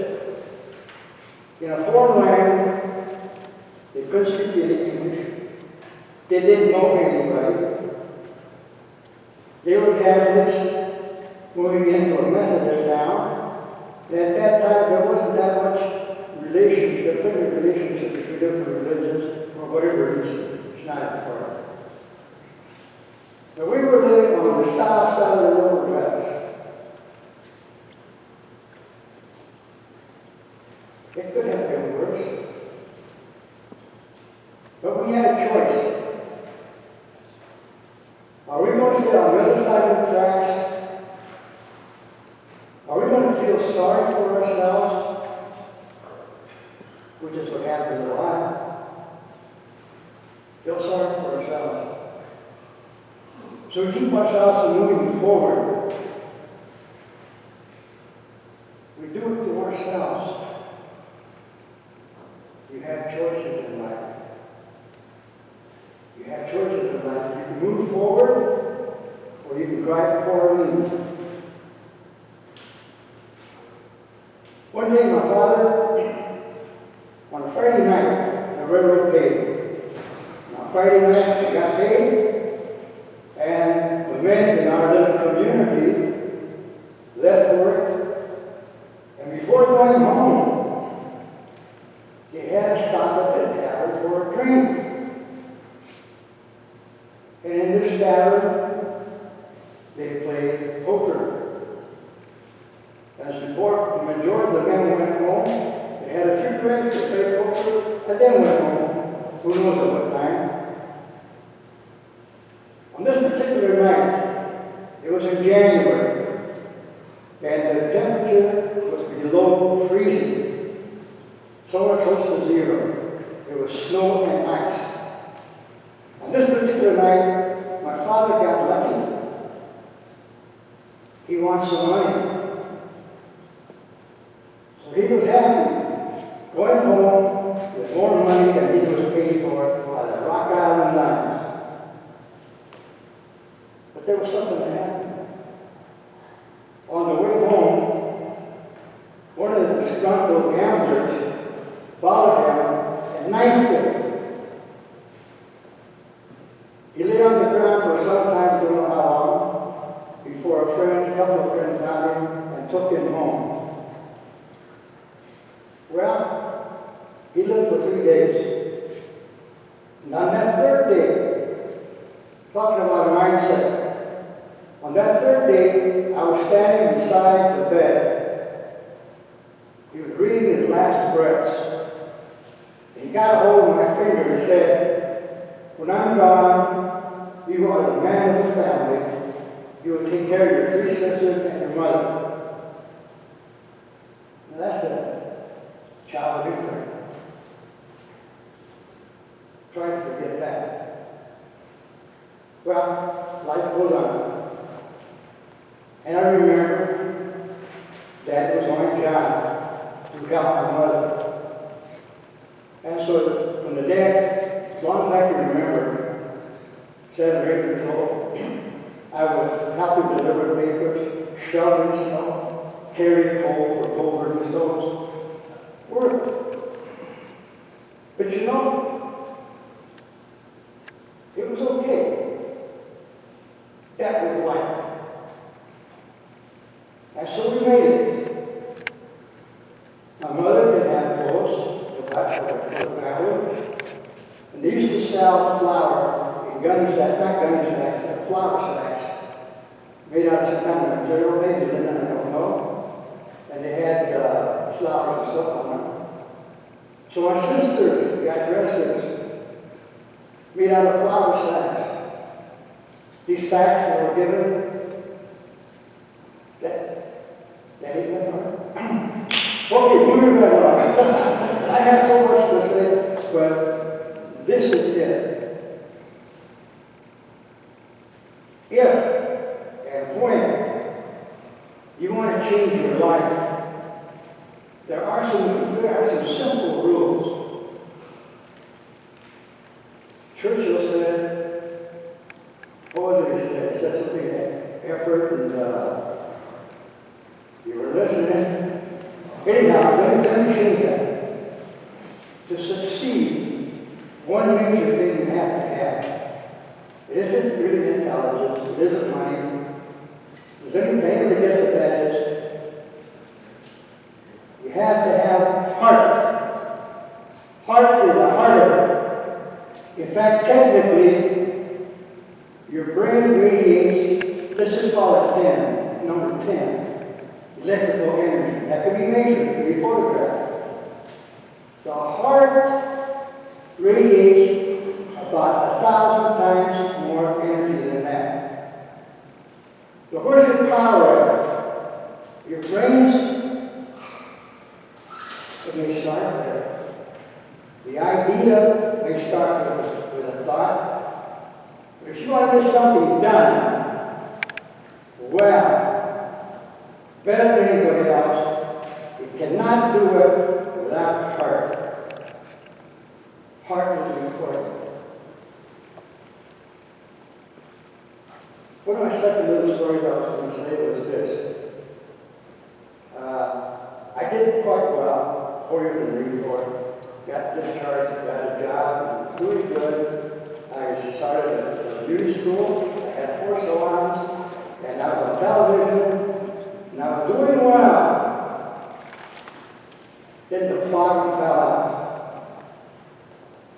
In 4 weeks period of time, there were 5 major arsons in the city. My school was one of them. Totally complete. A year later, there was what we call a 100-year flood that wiped out my major salon. And within that 5-year period, my mother and my aunt and a cousin died. I could go on some more. But talking about being down, I was. So what do you do? My mindset reminded me, we were a very religious family. The power of God, the power of the heart. So yeah, I got down on one knee. Remember something I had heard in the church? God hanging on a cross. He says, my God, why have you abandoned me? You know, I waited. I think I heard the box leader sound out and say something. But nothing happened. I didn't hear it then. Time went on. And, you know, when you make goals, set goals, that's great. But don't think that once you set a goal, you're stuck to it. At this point in time, I started to change my goal a little bit. And instead of being concerned with being a celebrity, in fact, I was about $1.29 away from being a millionaire. That was at that high level. But now, my direction is to help others. And that's, to me, far more rewarding. I like to help others to have a pile of money too. But between the two, I think you'll find that any effort that you put to help others is far, far more rewarding. So remember this, your power comes from your heart. Right now, I want you to reach over to both people on both sides of you and tell them you have heart. I want to hear you, you have heart.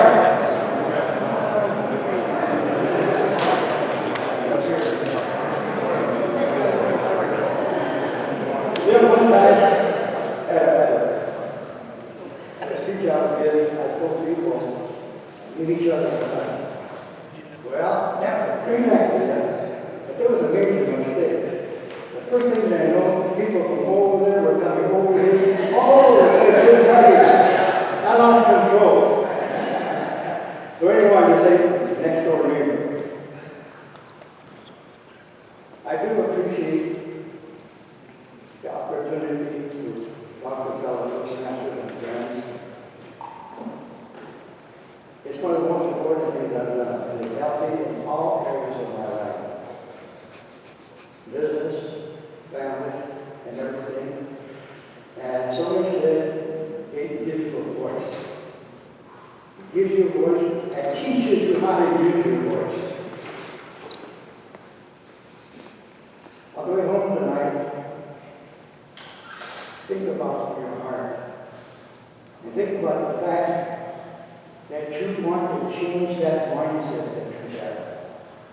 Thinking about it is not going to change it. You can't change that child with imprint. It can't be with your brain. It has to be with your heart.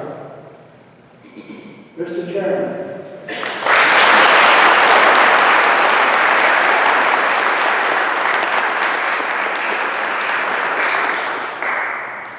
Mr. Salgado, 3 months ago when I was planning for this very conference, I knew that I wanted you to come back and speak as my keynote speaker. A lot of people don't know, but Mr. Salgado came to our club and gave us a presentation called ART, which is Awareness, Responsibility, and Transformation. I absolutely remember Mr. Salgado. It's an honor to have you here. I'm very happy that you chose to come here and speak to all of us, and it is my absolute pleasure to give to you this certificate for coming here and speaking at the Area 12 Spring Conference.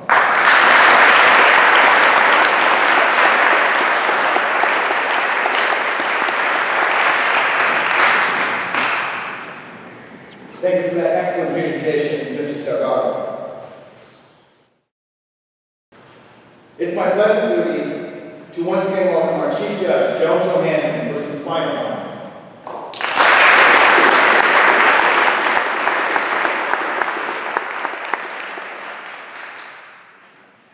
Our dignitaries, most welcome guests, and fellow listeners.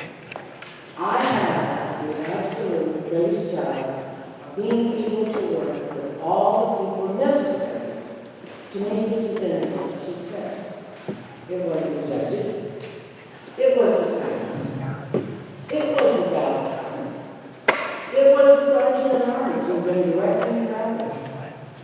And they all deserve a round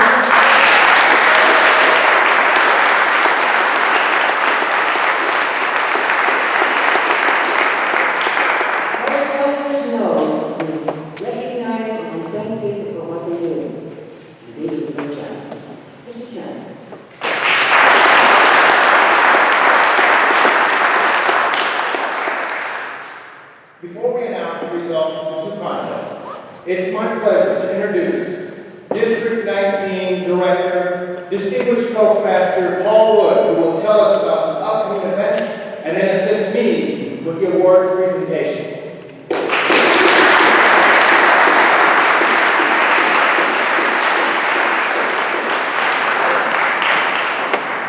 My goodness me, it's my second visit to Changing Wings, and thank you for the honor of inviting me to come back. As Echo has said, the speeches were fantastic. One thing I will say is I'm going to clone a whole team that has put on this area contest, because I have been to many area contests. This is one of the most professional I have ever seen. I want to thank James and everybody here who organised this tonight, who has assisted in the best organisation.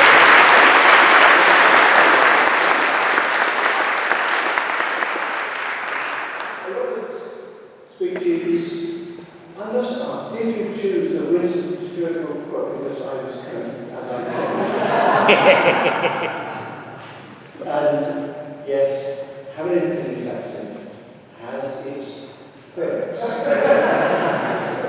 especially with the ladies. However, I digress. The thing we've had in the speeches and in the table topics was run on lines of effort, hard work, commitment and dedication. I want to say Changing Winds is an organisation, a club that has been heard across the District 19, from Sioux Street down to Cedar Rapids and Danville. We know about Changing Winds because you have set an example for other clubs to follow. You are fantastic, you are committed, you undertake learning, communication. You have shown other clubs in this district how to be a well. I'll give you thanks for all the officers, all the members who are here tonight. And it's especially lovely to see so many guests and visitors who come to support Changing Winds. And I'd like to be asked back again and again to other meetings. I do have one other little thing I need to do. Please stand up, Mr. James Sourwine. Because Mr. James Sourwine,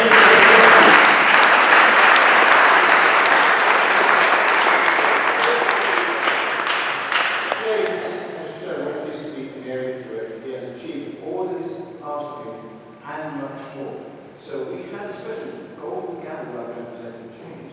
If you got permission to bring England to the Christmas, they thought you could sort of do that.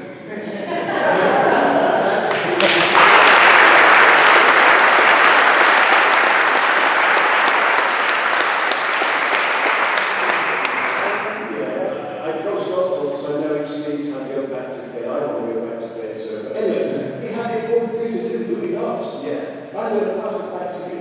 Okay. Because you're better than I am. Oh, I don't know about that.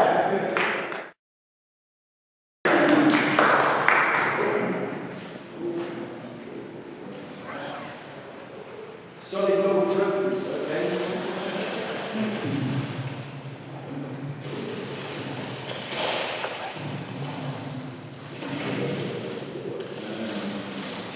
First one's all about improvisation. That's what me, judgment.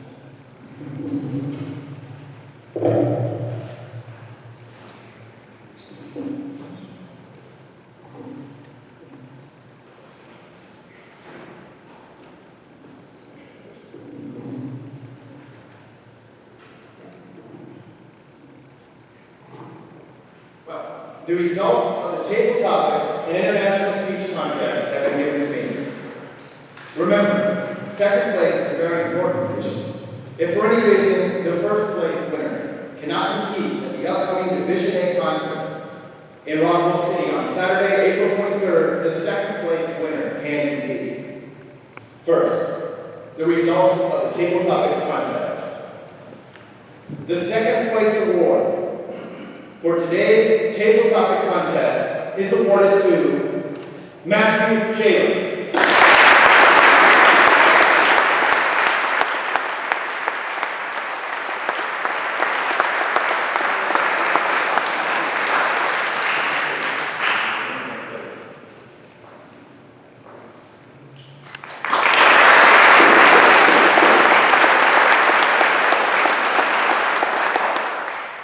And the first place award for this year's Area 12 goes to David Keegan.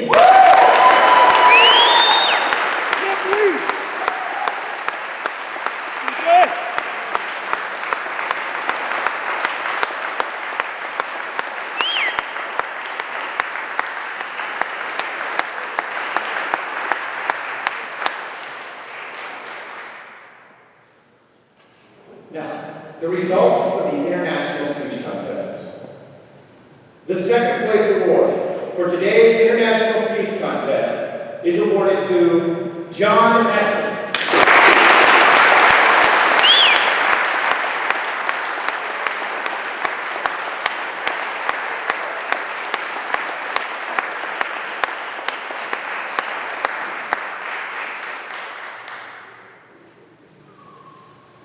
And the first place award for this year's Area 12 Spring Conference International Speech Contest goes to Teresa Lamb.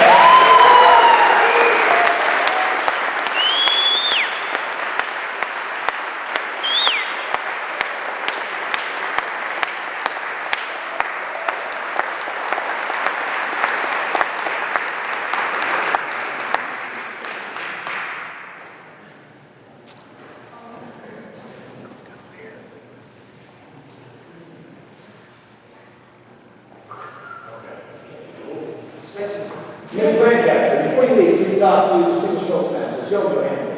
Thank you, Mr. Wood.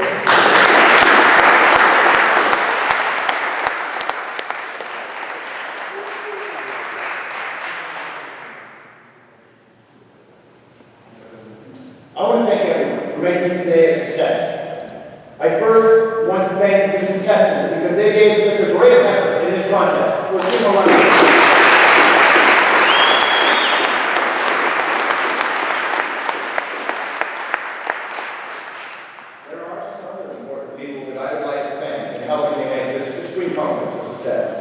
Our Chief Judge, Joe Johansson.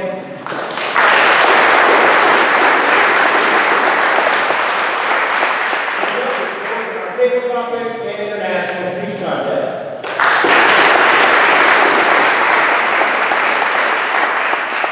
My Chief Sergeant at Arms, Mr. Stanberry, my Assistant Sergeant at Arms, Dr. O'Shea, and their teams.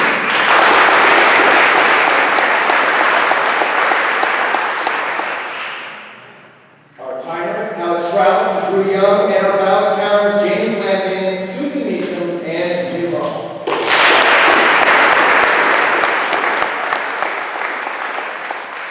We can't forget the registration and snack table attendants, Alice Rouse, and Sylvester Patrick, and Robert Zumas.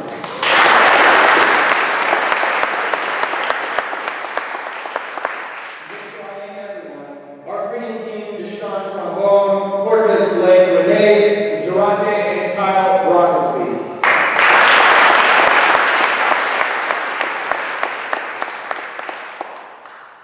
I want to thank our audio guys, Scott Kingsley, James Landing, and everyone who delivered a motivational thought today. And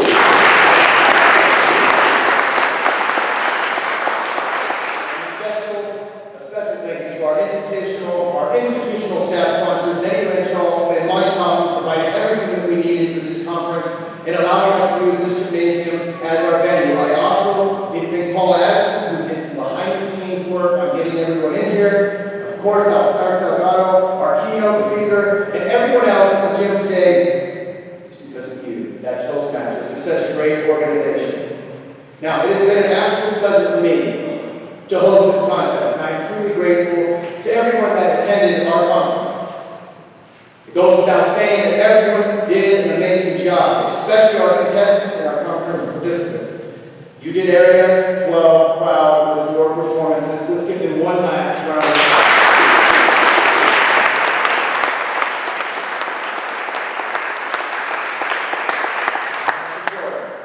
I encourage everyone here, our winners, and anyone else who would like to attend, to go to our Division 8 conference in Rockwell City at the Pizza Ranch on Saturday, April 23rd. Signing will happen at 9:30 a.m. The conference will start at 10 a.m. Please plan and stay for lunch following the adjournment.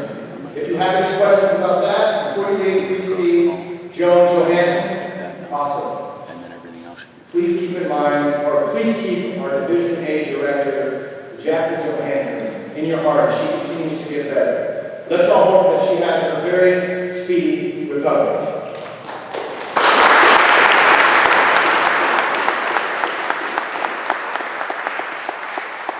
She's done so much, and she's a great friend of every single person here in this gymnasium. I wish everybody here a safe trip home,